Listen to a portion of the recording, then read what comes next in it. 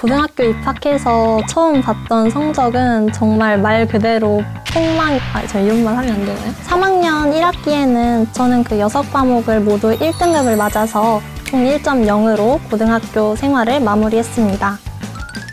안녕하세요. 저는 성균관대학교 이사학번에 재학 중인 김시현입니다. 현재는 사회과학 계열 소속이지만 2학년 때는 아동청소년학과라는 과로 전공 진입을 할 예정입니다. 저는 제주에서 일반고를 졸업했고 학교장 추천, 즉 교과 전형으로 지금의 성균관대학교에 입학했습니다. 저희 학교는 조금 특이하게 1학년 때는 계열제이기 때문에 동교양 과목을 주로 듣거든요. 제가 원하는 과목들을 골라 들을 수 있었으니까 공부도 또 열심히 하게 돼서 1학기 성적을 4.5로 마무리하게 되었습니다.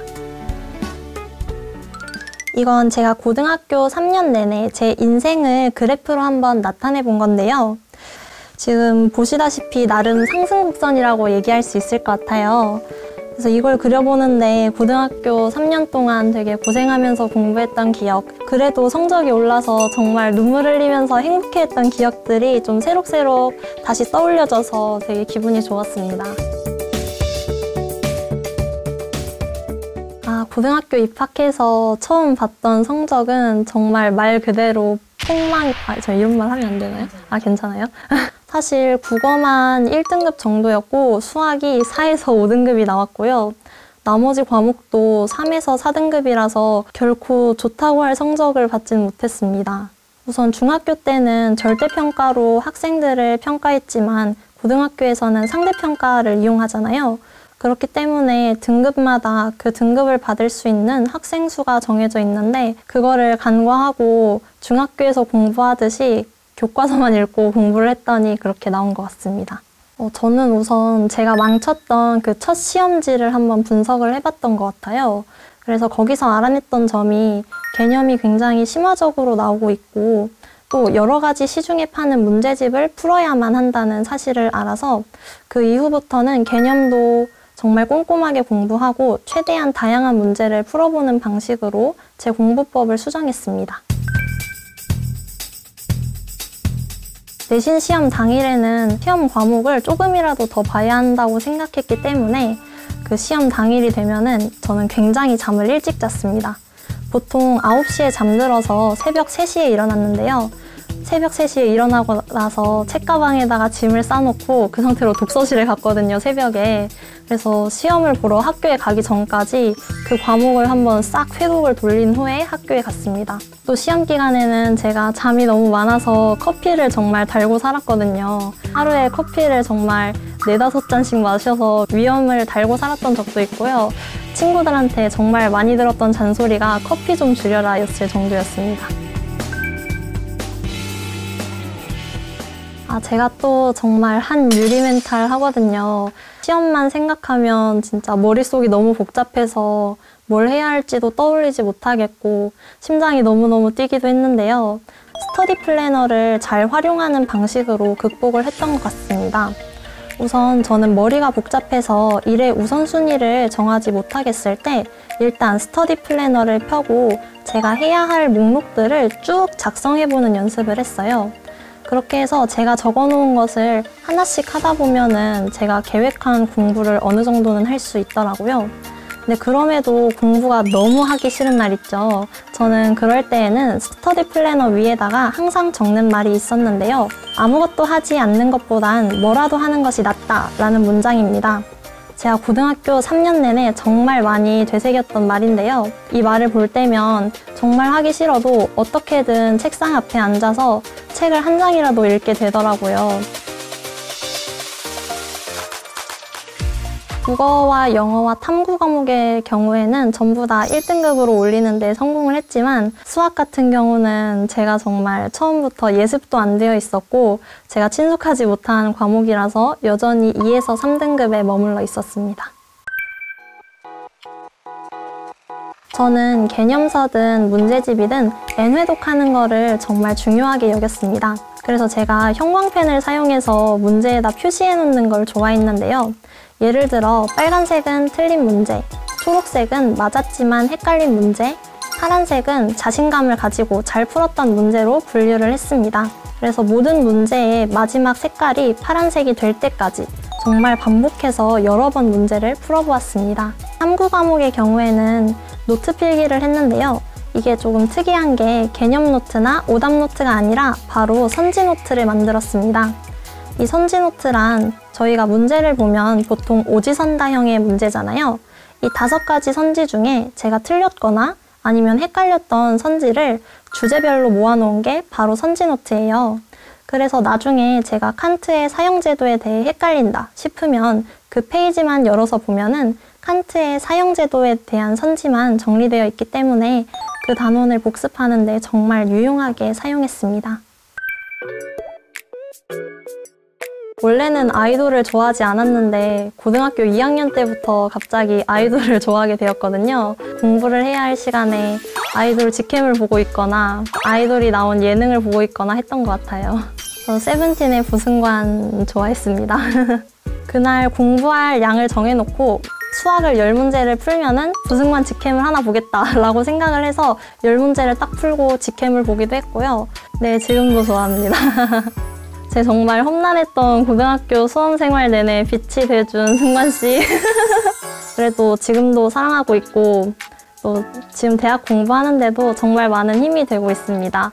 화이팅!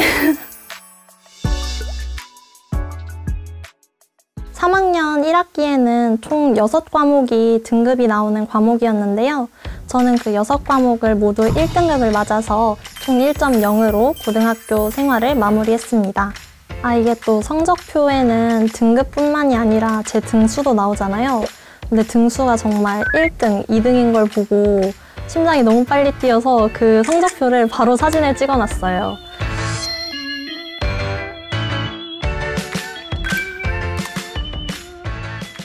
저는 좀 확실함을 추구하는 성격이었기 때문에 면접을 봐야 하는 종합전형보다는 교과를 많이 썼던 것 같습니다.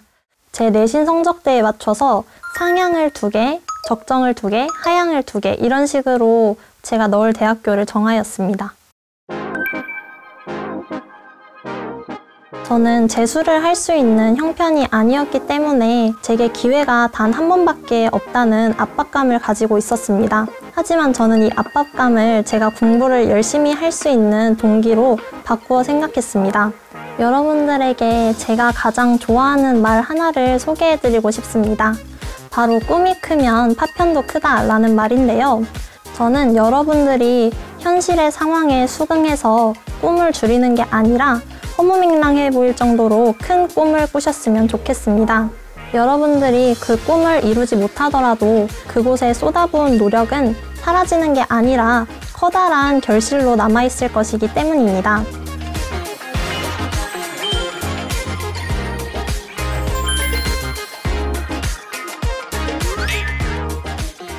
단추 서비스라고 해서 제가 고등학교 3년 내내 정말 잘 활용한 서비스가 있는데 이걸 많은 학생분들이 잘 모르시는 것 같아서 제가 한번 설명을 해드리려고 하거든요. 이 단추 서비스는 제가 고등학교 3년 내내 정말 애용했을 뿐만 아니라 과외 학생들에게 시험지를 만들어줄 때도 정말 많이 사용하고 있을 만큼 좋은 서비스라고 생각합니다. 그래서 여기가 단추 서비스인데 여기를 눌러보면 시험지 만드는 방법은 총 2가지가 있는데요. 첫 번째는 여기 있는 AI가 직접 저한테 문제를 추천해주는 방식이고 두 번째는 제가 직접 시험 문제들을 골라서 문제집을 구성하는 방법이 있어요. 그런데 저는 후자의 방식을 많이 사용했기 때문에 시험지를 제가 직접 만드는 모습을 한번 보여드리려고 합니다. 제가 많이 풀었었던 사회탐구 중에 생활과 윤리로 한번 만들어 볼까요?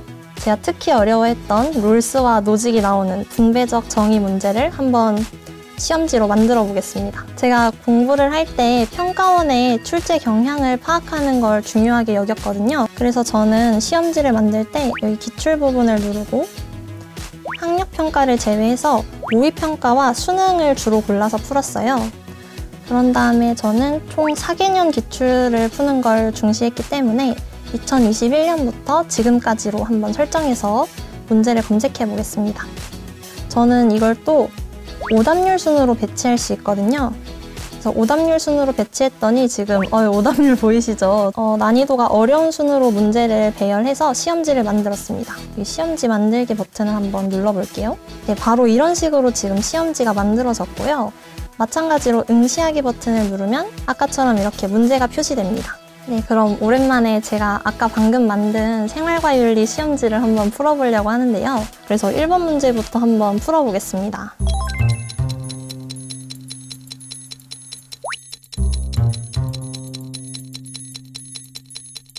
제가 몇 문제를 과연 맞았을지 확인해 보겠습니다. 떨리는데요.